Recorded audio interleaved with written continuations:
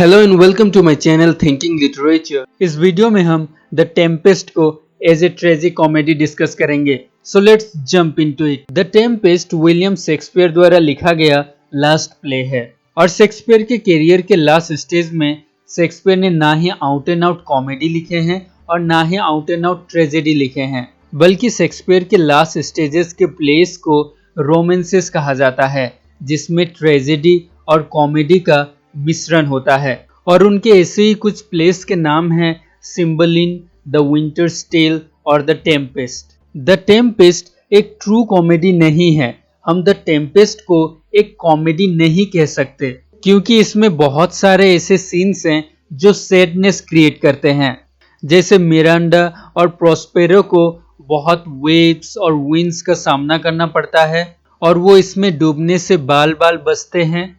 उसी तरह एरियल को भी एक ट्री में 12 साल तक कैद रहना पड़ता है और एलोंसो और उसके कई साथियों को शिपरेक और स्टॉर्म का भी सामना करना पड़ता है। और एलोंसो प्ले में ये भी सोचकर दुखी होता है कि उसका सन फर्दिनांद मर गया है, लेकिन असल में वो मरा हुआ नहीं होता है। सो इस तरह द टेम्पेस्ट प्ले में कई सीन्स हैं जो ट्रेजेडी क्रिएट करती है। शेक्सपियर की अगर हम ट्रू कॉमेडीज को देखें तो उसमें हम हर उल्लास, वीट और ह्यूमर देख सकते हैं, लेकिन हम द टेम्पेस्ट प्ले में वो स्पिरिट और वीट और ह्यूमर नहीं देखते और इसलिए हम द टेम्पेस्ट को एक ट्रू कॉमेडी नहीं कह सकते। अगर द टेम्पेस्ट एक कॉमेडी नहीं है तो ये एक ट्रेजेडी भी नहीं है। एक ट्रेजेडी किसी के डेथ या सैड एंडिंग के साथ खत्म होता है, लेकिन द टेम्पेस्ट एक हैप्पी नोट में खत्म होता है। प्रोस्पेरो और मिरांडा के ऊपर कई अन्याय किए गए थे, लेकिन एंड में हम रिकॉन्सिलेशन और पीस देखते हैं।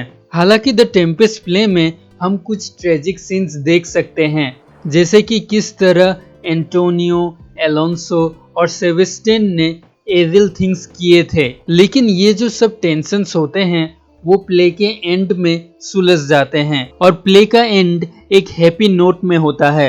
और इसी वजह से हम द टेम्पेस्ट प्ले को एक ट्रू ट्रेजेडी भी नहीं कह सकते। तो हम लोगों ने देखा कि द टेम्पेस्ट प्ले एक प्योर कॉमेडी भी नहीं है और एक प्योर ट्रेजेडी भी नहीं है, बल्कि इसे हम एक रोमांस कह सकते हैं। इस प्ले में जो मेन इंसिडेंट दिखाया गया है वो है एक लव स्टोरी जो कि मिरांडा और फर्दिनांद के बीच होता है। और जितने भी इंसिडेंट्स इस प्ले में होते हैं वो सभी एक प्रॉपर लॉजिक या यूनिटी ऑफ टाइम, प्लेस और एक्शन का यूज करके प्रेजेंट नहीं किया गया है, बल्कि एक पोएटिक फ्रीडम और एक प्रोबेबिलिटी का यूज करके प्रेजेंट किया गया है। इस प्ले के ज्यादातर सीन एक इंचेंटेड आइलैंड में होता है, जिसको इस तरह से डिस्क्राइब किया जाता है कि इसमें फुल ऑफ नॉइजेस, साउंड्स और स्वीट एयर्स है जो कि डिलाइट के साथ साथ हर्ट भी कर सकते हैं। और जिस तरह इस आइलैंड को डिस्क्राइब किया जाता है वो रियल में नहीं हो सकता, वो केवल हमारे इमेजिनेशन में हो सकता है। ये आइलैंड एक अननोन सी में है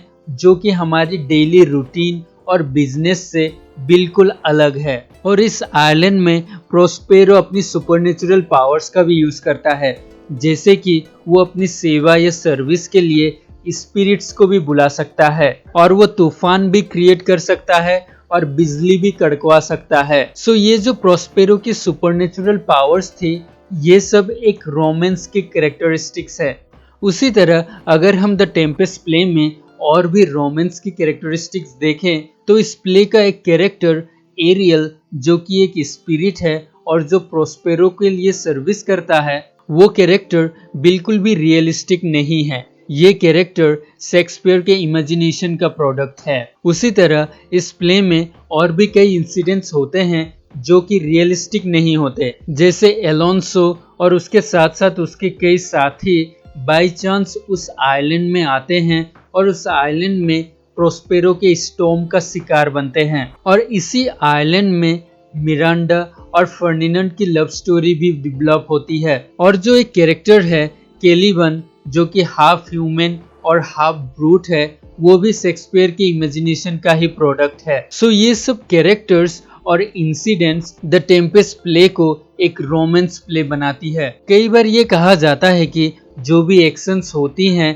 द टेम्पेस्ट प्ले में वो एक्चुअली में रियल लाइफ में नहीं हो सकती, जैसे उस शिपरेक का आना और जिस तरह फर्दिनांद और मिरांडा की लव अफेयर डेवलप होती है और अंतिम में जिस तरह सब कुछ ठीक हो जाता है। तो हम इस पूरी प्ले को एक फेरी टेल भी कह सकते हैं जो कि 4 घंटे में खत्म हो जाती है। लेकिन कोई भी एक व्यक्ति लिटरेचर पढ़ता है इसलिए नहीं कि वो उसमें क्रोनोलॉजिकल प्रिसीजन या लॉजिक ढूंढे, बल्कि हमें उस ट्रूथ को वैल्यू करना चाहिए जो उस पूरी नैरेटिव के इंसिडेंट्स को जोड़े रखती है। So we come to the end of this video। अगर आपको वीडियो अच्छा लगा तो लाइक कीजिए, अगर अच्छा नहीं लगा तो डिसलाइक कीजिए और अगर नए हैं तो सब्सक्राइब कीजिए।